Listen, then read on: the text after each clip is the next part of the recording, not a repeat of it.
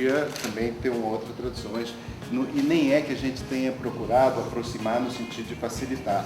Eu hoje, que a tradução está pronta, eu considero das mais fiéis.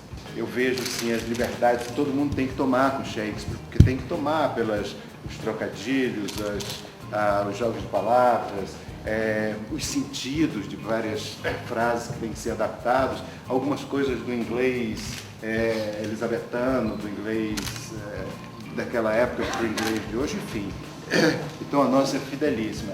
E ela, só queria dizer que então para ela ser próxima, é só a consciência de que ela pode se manter num grau de poesia que a gente pretende se manter. Ela não é coloquial, a gente não transformou uma peça poética numa peça coloquial, ela continua poética, só que o poético não é necessariamente rebuscado.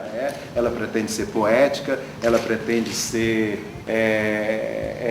como fiel, comunicativo, como era o Shakespeare. Claro, para ser lida também, mas como Shakespeare escreveu para ser dito e não para ser lido, ele nunca publicou nada, a gente também retoma e até nisso, essa fidelidade. Nossa tradução ela é uma tradução feita para o teatro. É a nossa tradução que ela não foi uma tradução feita com ambição literária. Acho que isso é um diferencial. Ela pode vir até a ser editada, mas ela foi feita para a boca dos atores.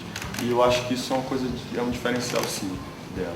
Assim, porque era assim que Shakespeare escrevia, né? Ele é um homem de teatro que se virou um cânone literário depois, e não o contrário.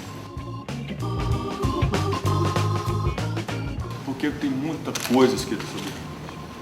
Tem muita coisa, assim. Acho que se escreveu só sobre Jesus Cristo a mais do que Hamlet. É incrível isso, né? Então, se você não parar de ler, você não vai terminar nunca, tem muita coisa. Mas as coisas que eu li foram muito legais, me ajudaram a fazer uma cama, assim.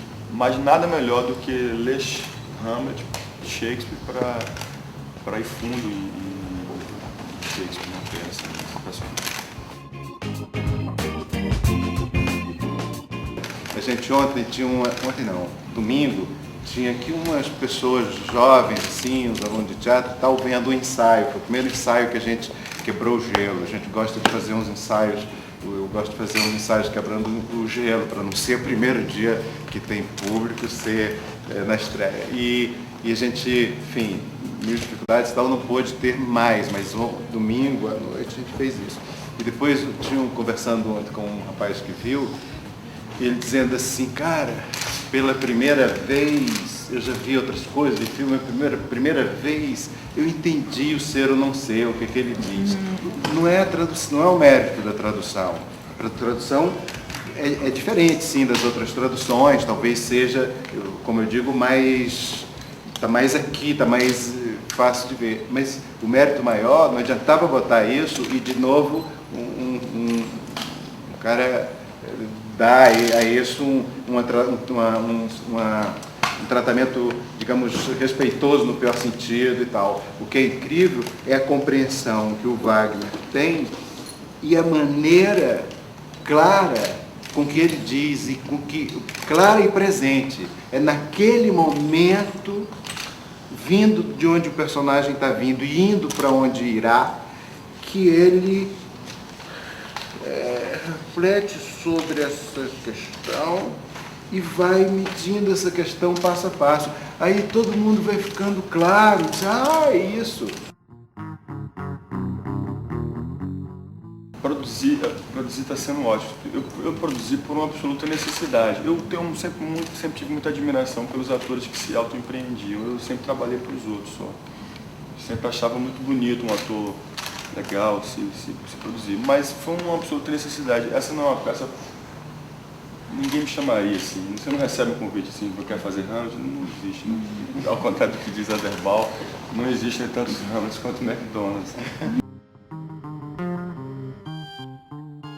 E a gente se reuniu para pensar a equipe toda e tal, e os nomes de música. E aí eu me lembrava que o Rodrigo tinha visto umas peças minhas ultimamente e conversava e vinha falar e tal. E aí a gente falou sobre música e senti que ele tinha ficado afim de fazer teatro. Eu disse, pô, não chegou a dizer, mas falava, enfim, que ele ficava afim, ele vinha falar comigo depois dos meus os 3 ou 4 últimos espetáculos meus, no dia que ele foi, a gente ficou conversando e falou isso. Aí eu disse assim, o Rodrigo, porra, nunca fez música de teatro? É o cara, e o Wagner imediatamente, o Wagner adorava ele. Eu sou fã dos Hermanos, assim, muito, eu gostava muito. A Débora falou Rodrigo, eu falei, que Rodrigo? Rodrigo Amarante? Eu nem sabia quem Rodrigo era. Foi ótimo, porque foi um trabalho junto com o processo, entendeu? Depois passou por umas experiências percussivas, aí depois chegou na guitarra. Mas aí não é uma guitarra com rock, ele tem umas sonoridades é super legal. Tem ele depois fez uma coisa de um conjunto de guitarras com melodias diferentes que traduzem um pouco dessa alma turbulenta do Hamlet, né? E das dúvidas, dos vários pensamentos, né? Então vem uma guitarra daqui, outra dali, mistura. Hoje em dia o teatro tem um lugar em São Paulo que não tem em mais nenhum lugar no Brasil. O teatro aqui ainda tem, no Brasil, ainda é um lugar onde há uma tradição teatral. Assim, a tradição teatral existe no Rio, existe em Salvador, mas onde o teatro ainda é um programa, sei lá, a Débora pode falar melhor que eu. Assim, a gente teve uma experiência com o Dilúvio que foi muito representativa do que é isso. O Dilúvio no Rio era uma peça, em São Paulo virou outra. A gente lá ficou restrito a um nicho alternativo no teatro, a relação com a imprensa, eu acho tudo melhor aqui. Então a gente quis estrear no melhor lugar para fazer teatro.